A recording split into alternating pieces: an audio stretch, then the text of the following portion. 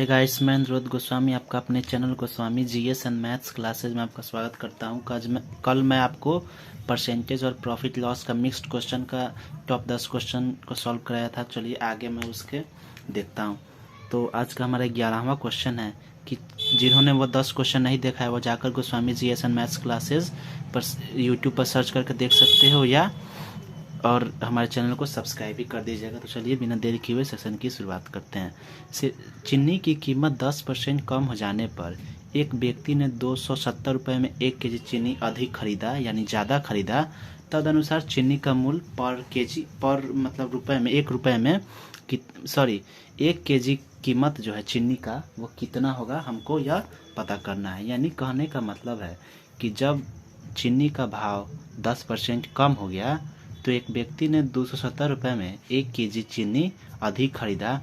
तदनुसार हमको यह पता करना है कि चीनी का मूल्य कीमत प्रति केजी कितनी थी। तो चलिए, तो इसमें देखिए 10% कम है, 10 गुन्ने ये वाला आपको लिख देना है। 270 रुपये की बात की जा रही है तो 270 हमने बताया था ना आपको कि 10 इसमें से कितना कम हो जा रहा है, कम हो रहा है तो माइनस होगा। और हमको पता कितना करना है, 1 केजी का। 1 केजी हो गया तो अब देखिए, अब यही सॉल्व हो गया हमारा।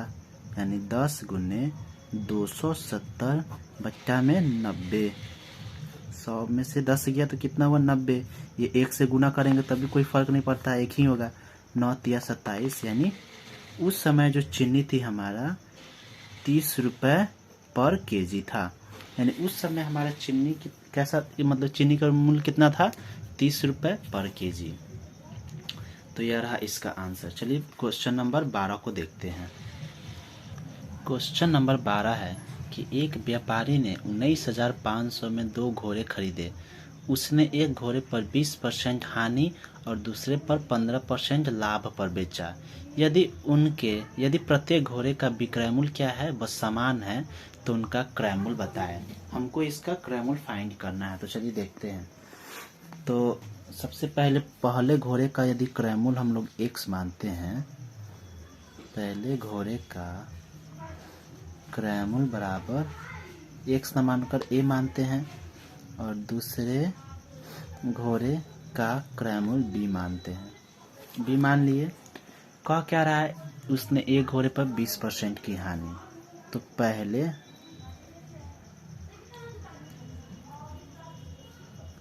घोड़े पर क्या होता है, उसको 20% का हानि होता है।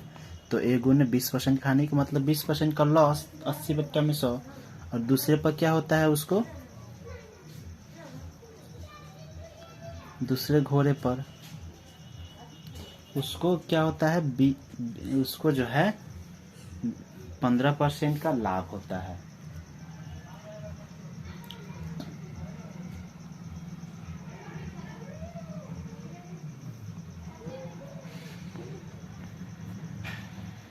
देखिए, जैसे कि मैंने इसका घोड़े का क्रय मूल्य a मान लिया, दूसरे घोड़े का क्रय मूल्य b मान लिया। पहले घोड़े पर उससे 20% की हानि हो रही है तो 80 बट्टा में 100 और दूसरे पर उससे 15% का लाभ हो रहा है तो 115 बट्टा 100। इसको हम लोग कटाते हैं तो कटाएंगे तो 16 बट्टा में 20, 23 बट्टा में 20 ये आएगा। ठीक है, तो चलिए देखते हैं। जब हम दोनों को भाग देंगे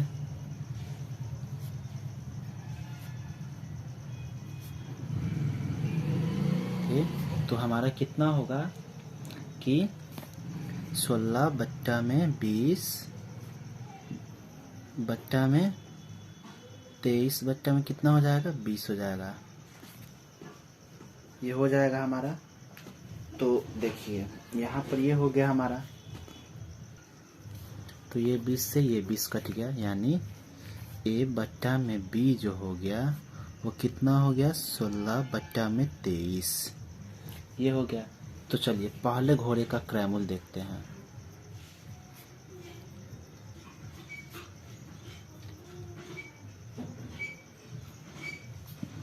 तो 19,500 था। अब बट्टा में कितना हो जाएगा, 16 13 39, क्योंकि दोनों को जोड़ना होगा। 16 13 कितना होता है 39, और गुने में पहला का कह रहा है तो 16। आप इसको जब कटाओगे तो आपका आंसर आएगा 11,500। आपका आंसर कितना होगा 11,500। इसी प्रकार से आप दूसरे को निकालोगे तो 19,500 बट्टा में 39 और गुने में 23 दूसरा के कर दोगे तो आपको इसका दूसरे घोड़े का क्रयमूल्य पता चल जाएगा। तो ये रहा आज का 12 नंबर क्वेश्चन। क्वेश्चन नंबर 13 है कि वह अकेली छूट क्या होगी जो 20% तथा 15% के दो क्रमिक छूटों के बराबर हो। जब हमारा इस टाइप का क्रमिक छूट पर आधारित क्वेश्चन आएगा तो आपको x plus y minus x y बट्टा में 100 या आपको इस फॉर्मूला का यूज करना है। तो चलिए इसके अकॉर्डिंग देखते हैं। तो यह रहा इसका फॉर्मूला। तो चलिए इसके अकॉर्डिंग देखते हैं। x का मान कितना है 20 प्लस में 15 घटाव में 20 गुने 15 बट्टा में 100। 20 15 कितना होता है 35 घटाव 15 दूना 300 बट्टा में 100 तो 100 तिहाई 303 यानी 35 में से 3 घटा तो 32। क्रमिक छूट कितनी है 32% है। तो यह रहा इसका आंसर। जब भी क्रमिक छूट पर दो क्रमिक छूट पर आधारित प्रश्न होगा आपको इस फार्मूला का यूज कर देना है। इसमें नहीं देखना है कि कौन कमी है कौन ज़्यादा है, बस आपको ये फार्मूला यूज कर देना है। क्वेश्चन नंबर 14 कह रहा है कि एक दुकानदार अपने ग्राहकों को 10% की छूट देता है, फिर भी वह 20% का लाभ कमाता है, तो उसका अंकित मूल्य कितना होगा। यदि लागत मूल्य 450 रुपया दिया हुआ है तो उसका अंकित मूल्य हमसे पूछा जा रहा है। तो चलिए इसको देखते हैं। सॉल्यूशन में क्या हो जाएगा 450 गुने इसमें क्या होता है कि 20% का लाभ भी होता है तो 120 बट्टा में 100 वो बराबर में कितने हो जाएगा 10% की हानि यानी छूट के। तो ये कितना हो जाएगा 90 बट्टा में 100। तो देखिए ये 100 से ये 100 कट गया, 10 से 10 कट गया, 9 पचे कितना होता है 45 यानी 50 बार में, तो 12 पचे कितना हो गया 600 रुपया।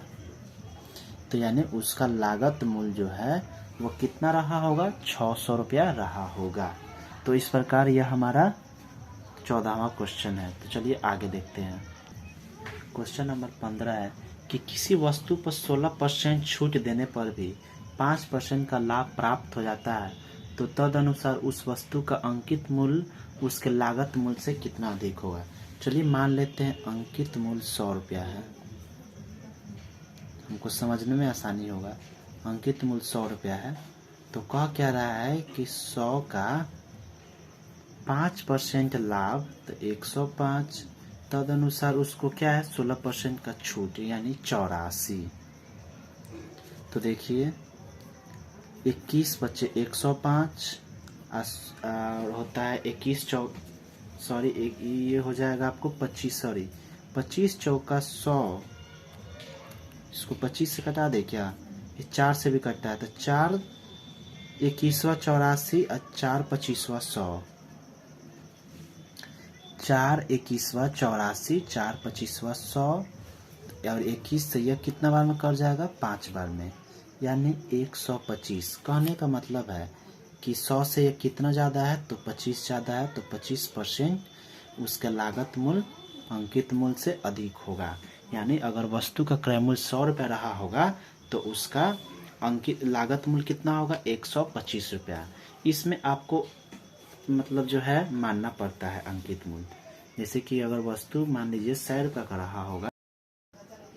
क्वेश्चन नंबर 16 कह रहा है कि 35% छात्र अंग्रेजी बोलते हैं जबकि 30% छात्र जो है वो क्या बोलते हैं, वो आपको हिंदी बोलते हैं। 30% छात्र हमारा हिंदी बोलते हैं जबकि 15% ऐसे छात्र हैं जो कि दोनों भाषाओं बोलते हैं।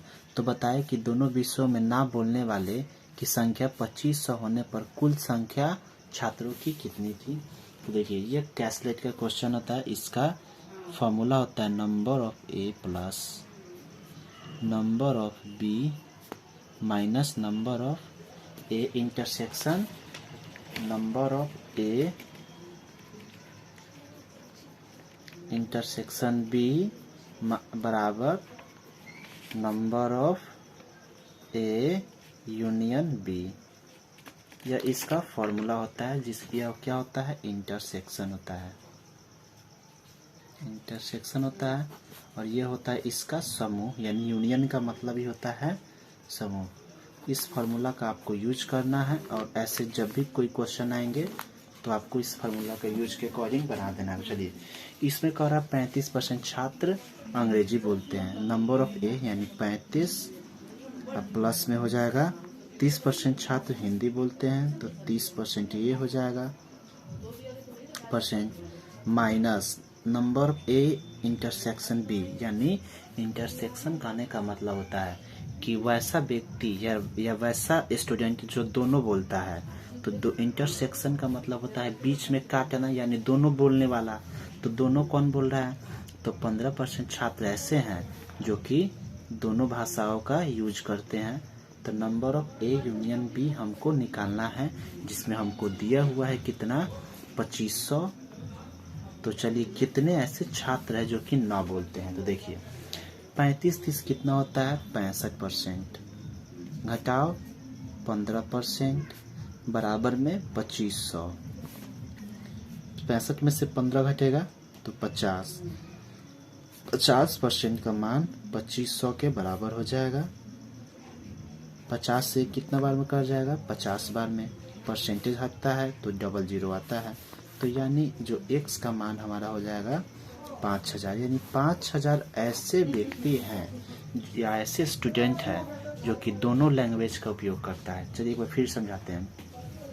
35% छात्र अंग्रेजी, 30% छात्र हिंदी। इंटरसेक्शन करने का मतलब है जो कि दोनों भाषाओं को बोलता है, माइनस 15% बराबर इसके की संख्या कितनी दी हुई है, 2500। तो 2500 के इक्वल कर दिए, दोनों को हम जोड़ दिए, इसको घटा दिए, तो हमारा कितना है 50%। 50% का मान कितना दिया हुआ है, यूनियन यानी समूह 2500, क्योंकि कह ही रहा है ना बोलने वालों की संख्या 2500 है। तो x का मान आपको 5000 आ जाएगा। यानी परसेंटेज ये आप ऐसे कर सकते हो, परसेंटेज का मतलब होता है 1/100 बराबर में 2500। तो ये कितना बार में कर जाएगा, 50 बार में, या 100 इसे इधर गुना में चला जाएगा तो कितना हो जाएगा 5000। यह हमारा आंसर हो गया। क्वेश्चन नंबर 17 कह रहा है कि समूह में 45% मांसाहारी है यानी नॉन वेज है, जबकि 35% वेज है यानी शाकाहारी, जबकि 15% ऐसे व्यक्ति हैं जो कि दोनों खाते हैं।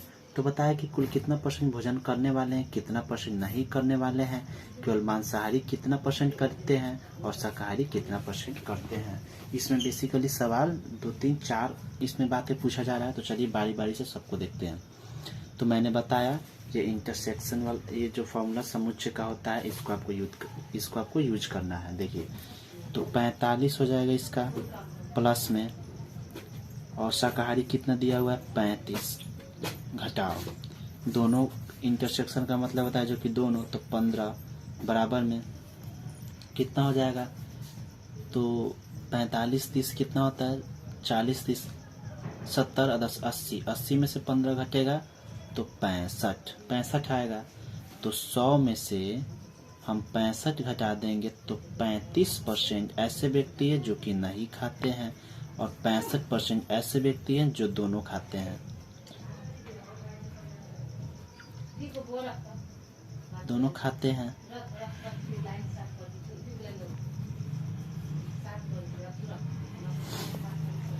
और 35% ऐसे व्यक्ति हैं जो नहीं खाते हैं, जबकि इसमें बताया जा रहा है क्या कि बताया कि कुल कितना परसेंट भोजन करने वाले, यानी 65% जो है ना वह भोजन करने वाला, 65% जो हमारा है वह भोजन करने वाला है, जबकि 35% भोजन नहीं करने वाला है। केवल मांसाहारी अगर पूछे, इसमें पूछा जा रहा है केवल मांसाहारी का, तो केवल मांसाहारी का हो जाएगा कितना, इसमें 45 दिया हुआ है हमारा, तो 45 घटाओ कितना हो जाएगा 15। 45 घटाओ कितना हो जाएगा 15, क्योंकि सर्वहारी में से ही वो घटता है, क्योंकि दोनों खाता है। तो कितना हो जाएगा 30। और शाकाहारी पूछे तो शाकाहारी का कितना दिया हुआ है 35, घटाओ 15, तो ये कितना हो जाएगा 20। यानी आपको यहाँ पर डाउट लग रहा होगा कि हम सर्वाहारी में से क्यों घटा रहे, क्योंकि सर्वाहारी व्यक्ति में से ही ना वो व्यक्ति होता है जो कि शाकाहारी और मांसाहारी दोनों खाता है। हमको तो इसमें 45% मांसाहारी दिया हुआ था, तो हम सर्वाहारी में से घटाएंगे तो 30% ऐसे व्यक्ति है जो 30% केवल मांसाहारी है, जबकि 20% क्योंकि कुल में से ही घटाना होता है। हमको जो संख्या में से ही कुल को घटाते हैं, तभी हमारा जो है इसका शाकाहारी निकला और ये मांसाहारी निकला। तो hope you guys like this video आपको अच्छा लगे तो प्लीज़ लाइक शेयर और हमारा channel Anuruddh Goswami GS and maths classes को सब्सक्राइब कर दीजिए। कल एक बचा हुआ है एक पार्ट, यानी चुनाव पर आधारित प्रश्न जो होते हैं उसको मैं करवा दूंगा। तो बेसिकली दोनों पार्ट आपका क्लियर हो गया और इसी पर आधारित प्रश्न ही आपके एग्जाम में पूछे जाते हैं। तो जो भी 17 क्वेश्चन आपको प्रैक्टिस कर लेना। कल मैं आपको उम्मीदवार पर आधारित प्रश्न बता दूंगा, उसके बाद मैं अगला चैप्टर जो हमारा है उसके जो इम्पोर्टेंट क्वेश्चन को मैं सॉल्व कराऊंगा। तो चलिए सेशन का एंड यहीं पर करते हैं। अगर ये सेशन अच्छा लगे तो लाइक शेयर और मेरे चैनल को सब्सक्राइब कर दीजिएगा।